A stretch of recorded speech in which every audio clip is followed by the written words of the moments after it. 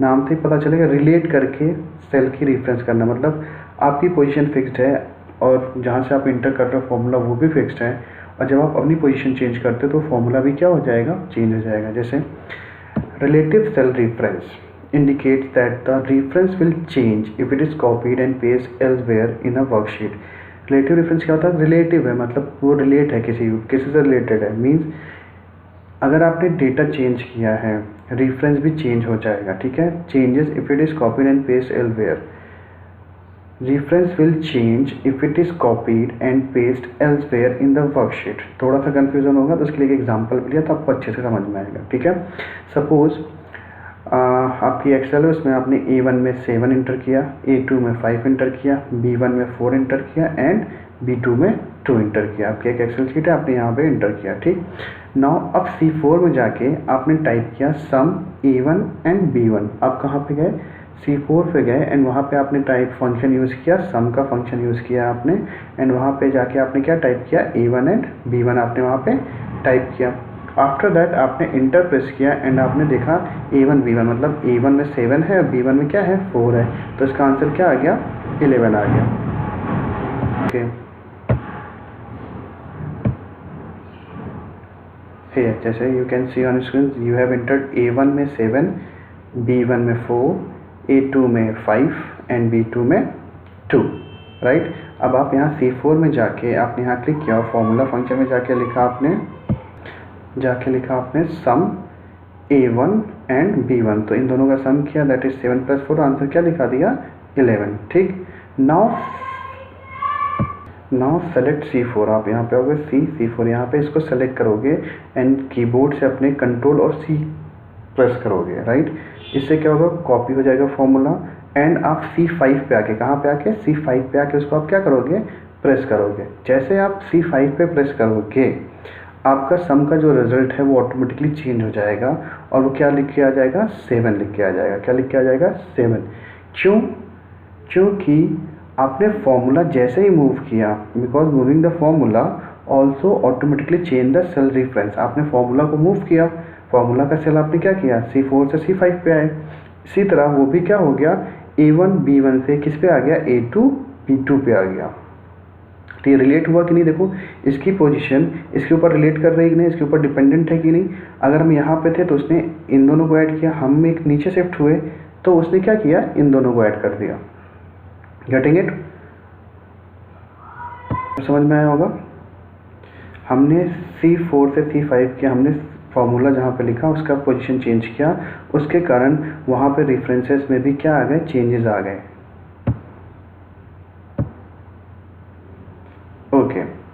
Cell reference like A1 and B1 are relative reference. ये जो cell reference होंगे A1 7 और B1 ये क्या हैं, रिलेटिव रेफरेंसेस हैं। And they see the target cell with respect to location of formula, right. Cell references change when formula was copied. जैसे यहाँ पर हमने क्या किया, फॉर्मूला हमने चेंज कर दिया A2 B2, तो सेल रेफरेंस ऑटोमेटिकली क्या हो गया, चेंज हो गया और चेंज रिजल्ट आपको यहाँ पे दिखाई दे रहा है, वो क्या हो गया, 7 हो गया। समझ में आया, okay. Second important topic is absolute reference. Absolute उसको काउंटर करने के लिए रिलेटिव को हमने क्या किया, एब्सोल्यूट सेल रेफरेंस यूज़ किया। मींस इसका ये होगा कि reference will not change even if it is copied and paste somewhere else. Reference change नहीं होगा अगर आप उसको कॉपी कर रहे हो, पेस्ट कर रहे हो कहीं और पे जाके, ठीक है। जैसे पिछले वाले में क्या देखा आपने, जैसे ही रेफरेंस को चेंज किया वो क्या हो गया, उसकी वैल्यूज़ भी चेंज हो गई, राइट। एब्सोल्यूट सेल रेफरेंस में क्या होता है, रेफरेंस चेंज नहीं होगा अगर उसको कॉपी करके कहीं दूसरी जगह हम पेस्ट कर रहे हैं, राइट। जैसे अगर आप यहाँ पे देखेंगे, यहाँ पे हमने क्या किया था, हमने सेल रेफरेंस को चेंज किया, हमने सेल रेफरेंस को क्या किया, C4 से C5 किया, तो उसका आंसर भी क्या हो गया, चेंज हो गया। ये रिलेटिव हुआ। एब्सोल्यूट में क्या होगा, एब्सोल्यूट में डजेंट मैटर हम फॉर्मूला चेंज कर रहे हैं, सेल रेफरेंस चेंज कर रहे हैं, उसको कॉपी करके पेस्ट कर दे रहे हैं तो भी उसकी वैल्यू चेंज नहीं होगी। जैसे if you copy a formula containing absolute cell reference and paste it elsewhere। जैसे अभी आपने देखा उसमें हमने फॉर्मूला C4 की जगह C5 कर दिया तो वैल्यू चेंज हो गई, बट अगर आपने एब्सोल्यूट रेफरेंस यूज़ किया होता, डजेंट मैटर आप C4 पे हो C5 पे जा रहे हो, आपका आंसर चेंज नहीं होता। बट इसके लिए क्या करना पड़ेगा, आपको रेफरेंस को एब्सोल्यूट बनाने के लिए आपको उसके आगे क्या लगाना पड़ेगा, डॉलर साइन लगाना पड़ेगा, तब उसकी वैल्यू चेंज नहीं होगी। डजेंट मैटर फिर फॉर्मूला आप C4 में लिखिए, C5 में लिखिए, C6 में लिखिए, कहीं भी लिखिए, उसकी वैल्यू चेंज नहीं होगी। ठीक है, पहले ये देख लेते हैं A2 both column and row reference are relative. इसके क्या पता चल रहा है कि जो कॉलम है और जो रो है वो रिलेटिव है। कैसा है, रिलेटिव। अगर हमने यहीं पे डॉलर साइन लगा दिया तो इससे क्या हो रहा है, अगर डॉलर A2 लिखा है, क्या लगा है, column reference is absolute, column क्या हो गया, एब्सोल्यूट हो गया, मतलब ए की कॉलम क्या होगी, ए कहीं पे भी आओ, A2 A3 A4 A5 कहीं भी जाएंगे वो फिक्स्ड होगा, इसमें चेंज नहीं आएगा। यहाँ पे 2 क्या है, 2 आपका रिलेटिव है। कैसा है, रिलेटिव है, वो चेंज हो सकता है। ठीक है, अगर हमने क्या लिखा $2, क्या लिखा $2, इस केस में क्या होगा, आपका ये जो कॉलम है, कॉलम क्या रिफरेंस करेगा, रिलेटिव है। कैसा है, रिलेटिव है। यहाँ पे जो 2 है वो कैसा हो गया, एब्सोल्यूट हो गया, इसकी वैल्यू चेंज नहीं होगी।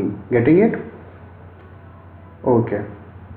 एंड यहाँ पे अगर आपने दोनों के आगे डॉलर लगा दिया, इसका मतलब क्या हुआ, आपका दोनों कॉलम और रो दोनों क्या हो गई, रेफरेंस से नहीं है, ये आपकी ये फिक्स्ड हो गई। क्या हो गई, फिक्स्ड हो गई। गेटिंग इट, एक बार फिर से समझ लेते हैं। अगर सिर्फ A2 लिखा है, इसका मतलब क्या है आपका, आप कॉलम भी चेंज हो जाएगा, कॉलम भी आपका रिलेटिव है और जो रो है वो भी आपकी रिलेटिव है। हमेशा याद रखिएगा, इसको इसी फॉर्म में लिखते हैं। जब भी सेल रेफरेंस लिखेंगे सबसे पहले अल्फ़ाबेट होगा, वो बताता है कि किस कॉलम में है, दूसरा क्या होगा, रो नंबर होगा, इसी को हम लोग सेल रेफरेंस बोलते हैं। अगर आपका सिर्फ ऐसे फॉर्म में लिखा हुआ है A2 A3 A4 तो वो आपका क्या होगा, रिलेटिव रेफरेंस है।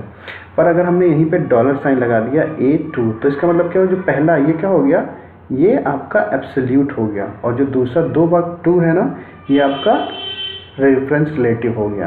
अब हमने क्या किया, डॉलर को अगर हमने यहाँ उठा के रख दिया, इन दैट केस ये आपका क्या हो गया, 2 आपका एब्सोल्यूट हो गया और ए क्या हो गया, रिलेटिव हो गया। मतलब ए रिलेट करेगा, ए को चेंज करेंगे तो आंसर चेंज होगा, पर 2 को चेंज करेंगे तो कोई चेंज नहीं होगा। गेटिंग इट, अगर हमने डॉलर साइन लगा दिया, $2, अगर हमने ऐसे लगा दिया तो क्या हुआ, आपका दोनों कॉलम और रो दोनों क्या हो गया, एब्सोल्यूट हो गया। मतलब आप A2 पे जाइए, B2 पे जाइए, C2 पे जाइए, वो क्या रहेगा, फिक्स्ड रहेगा, उसकी वैल्यू चेंज नहीं होगी। गेटिंग इट,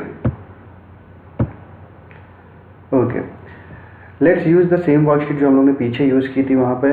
ठीक है, तो वहाँ पे फॉर्मूला बार में जाके हम अगर ये टाइप करें $A1 × $1 एस्ट्रिक B1, ये फॉर्मूला क्या करेगा, मल्टीप्लाई करेगा वैल्यू ऑफ सेल A1 की जो वैल्यू होगी उसको मल्टीप्लाई करेगा किससे, B1 से। किससे मल्टीप्लाई करेगा, B1 से।